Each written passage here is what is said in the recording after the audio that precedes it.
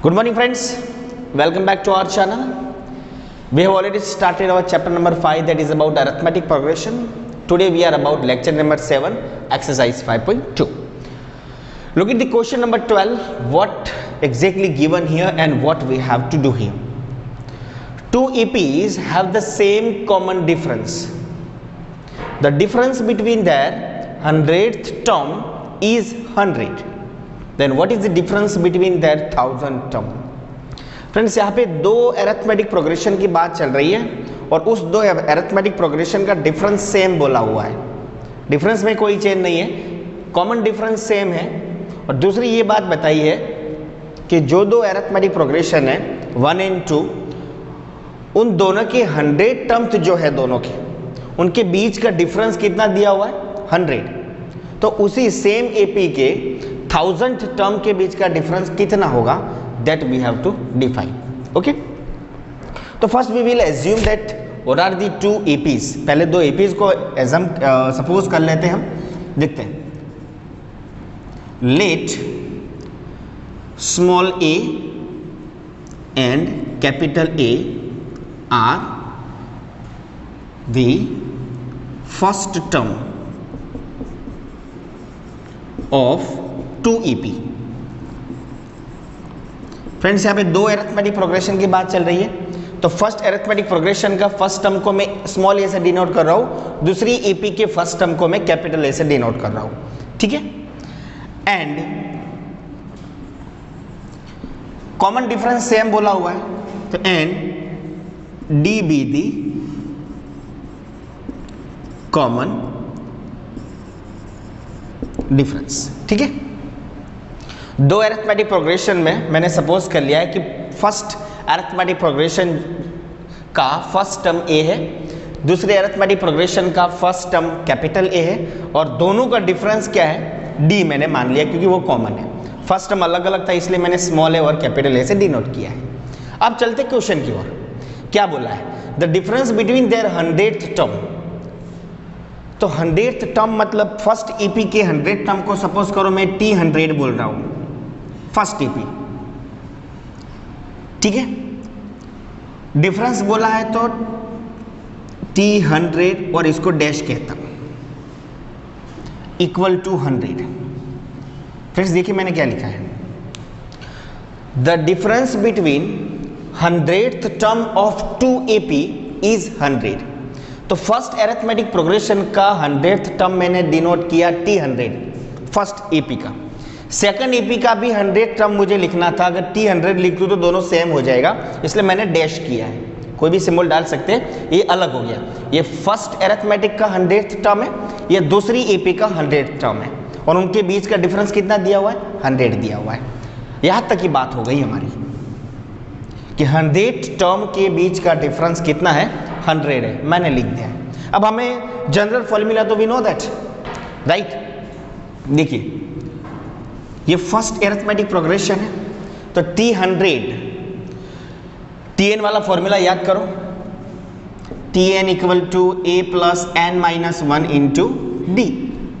T की जगह पे 100 डालो तो कितना बनेगा a प्लस 100 माइनस 1 99D. ठीक है, तो फर्स्ट अरिथमेटिक प्रोग्रेशन का फर्स्ट टर्म स्मॉल a है, तो उसका T100 कितना बनेगा a प्लस 99D. इजी. और दूसरी अरिथमेटिक प्रोग्रेशन का फर्स्ट टर्म मैंने कैपिटल A माना है, इसलिए सिर्फ A की जगह पे कैपिटल A लिखूंगा, a plus 99D equal to 100. यहां तक समझ में आ गया. ये तो फॉर्मूला है, इससे तो हम फाइंड ही कर सकते हैं, लेकिन हम अभी तक किस तरह से हमने टर्म्स फाइंड किए हैं कि जिस नंबर का टर्म फाइंड करने को बोला है इससे एक कम बार D आपको A में ऐड करना है. तो T100 था तो एक कम कर दो 99D, किस में ऐड करना है A. तो सीधा भी आप ले सकते हो A plus 99D minus, sorry यहाँ पे कैपिटल A डालना था क्योंकि इस अरिथमेटिक प्रोग्रेशन का फर्स्ट टर्म मैंने A माना गया, इसलिए उसका A plus 99D equal to 100. Now open the bracket, what we will get, look at here, A plus 99D minus A minus 99D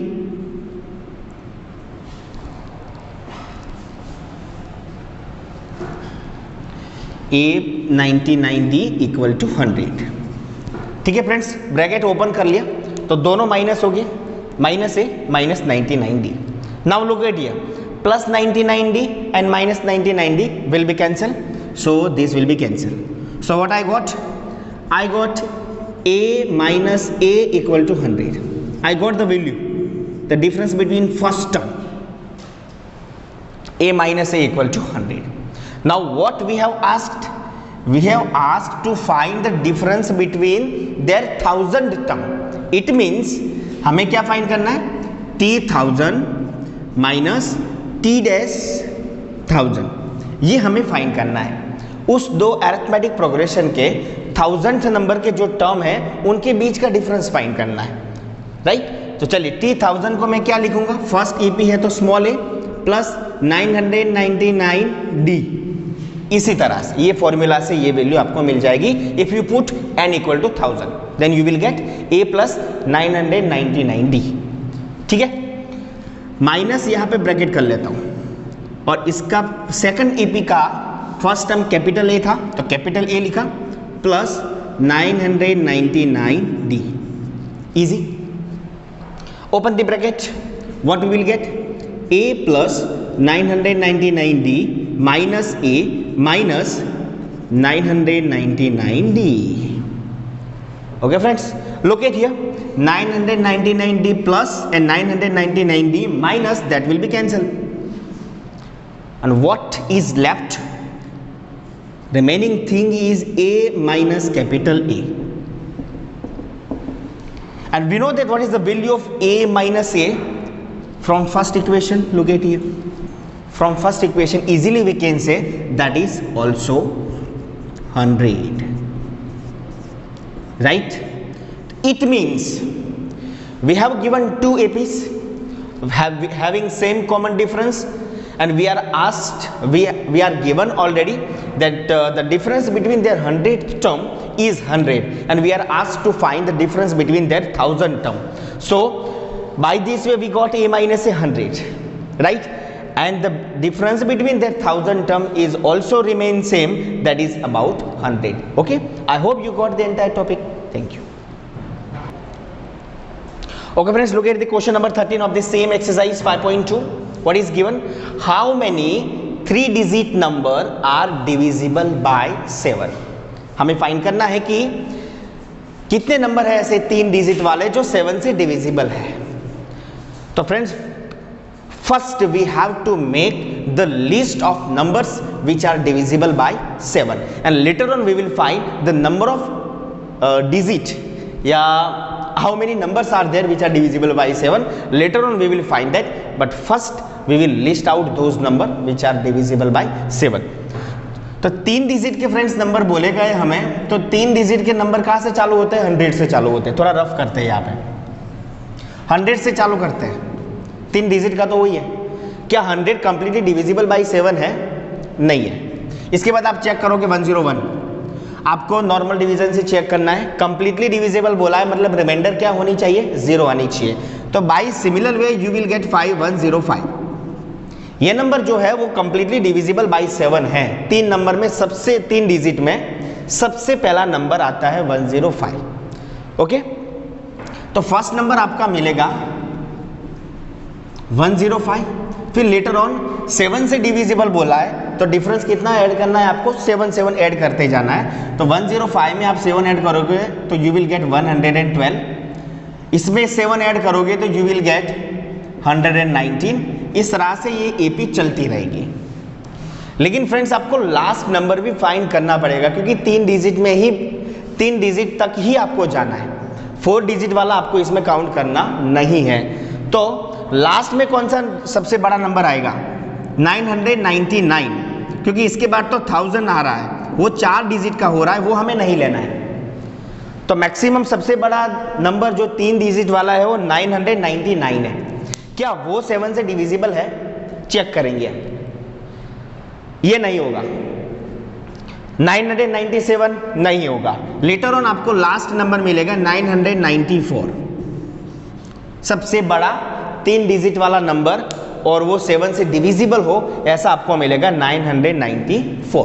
जो आपका लास्ट टर्म होगा, इसके आगे आप नहीं जा सकते क्योंकि इसके आगे वाले नंबर डिविजिबल नहीं है, फिर तो 4 डिजिट वाले आ रहे हैं, वो हमें काउंट नहीं करना। तो फ्रेंड्स लिस्ट आउट कर दिया हमने, वो एक रिक्वायर्ड एपी हो गई, देखिए 105, 112, 90, लास्ट टर्म है 994। Now discuss about the first term, that is about a equal to 105, that we know. Difference कितना होगा friends? 7, 112 minus 105, you will get 7। And last term आपको दिया है tn, दैट इज 994।